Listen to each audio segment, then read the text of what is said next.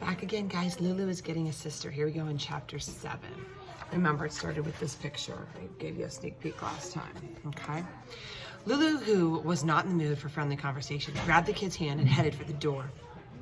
But there wasn't a second of silence because this pint-sized, blue-eyed, button-nosed, frizzy-haired talking machine started talking and never stopped. So hello, I'm Mitzi. I'm 8. Well, practically 8, and I'm a twin. And my birthday, both our birthdays, is August 9th. And my favorite color is silver, and my favorite song is Somewhere Over the Rainbow, and my favorite movie is, I still can't decide.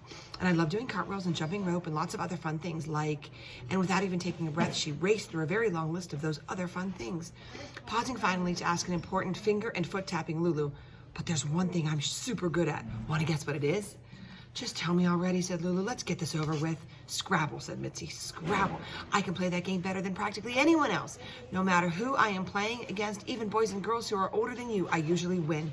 Scrabble, you know about Scrabble? Right. But just in case you don't, I'm going to try to explain it to you fast. So here they are. Here they are. Oh, doesn't look very happy. Looks super, super excited. Do you guys know what Scrabble is? It's a pretty fun game. Each player starts with 7 small tiles, each of which has its own letter.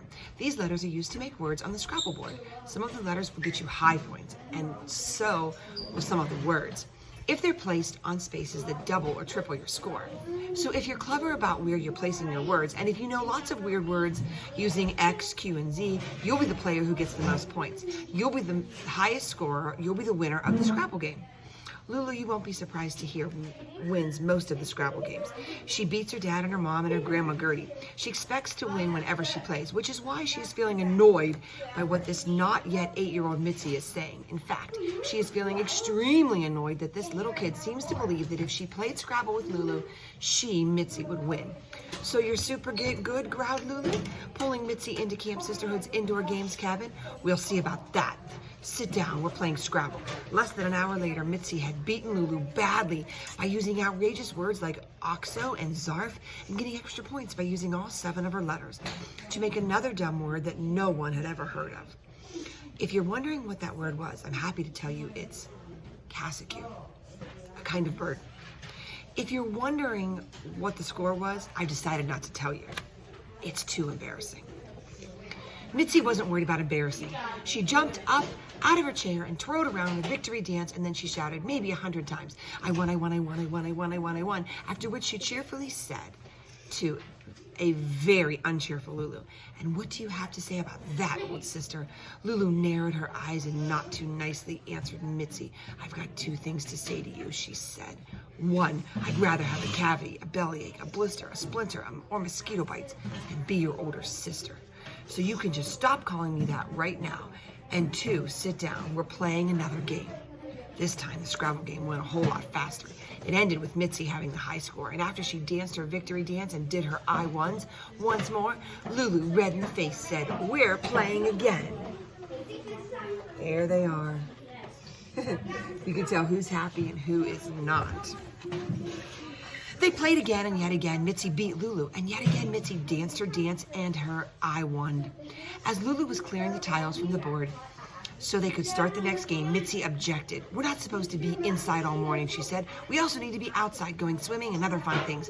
But all we've done for almost 4 hours is Scrabble. I really want to go swimming before they ring the bell for lunch. And besides, it's boring beating you all the time.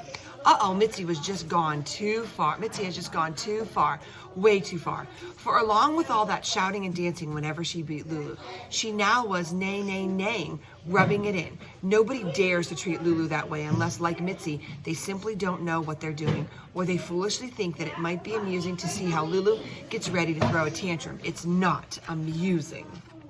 So there's our friend Lulu. Not very happy. There's Mitzi. Lulu's face, which was already red, became redder. Her hands clenched into fists. Her eyes kind of popped. And although steam actually didn't and actually couldn't come out of her ears, anyone looking at Lulu might think that it had, which is why a mother, one of those parents, remember, who lurked in the background, decided that something bad was about to occur. And why? Just as Lulu was getting ready to throw herself down on the floor and do her heel-kicking, arm-waving, screeching until all the light bulbs burst, tantrumy stuff, This mother dashed out from the background and poured a bucket of water on Lulu's head. Oh my goodness. Oh my goodness.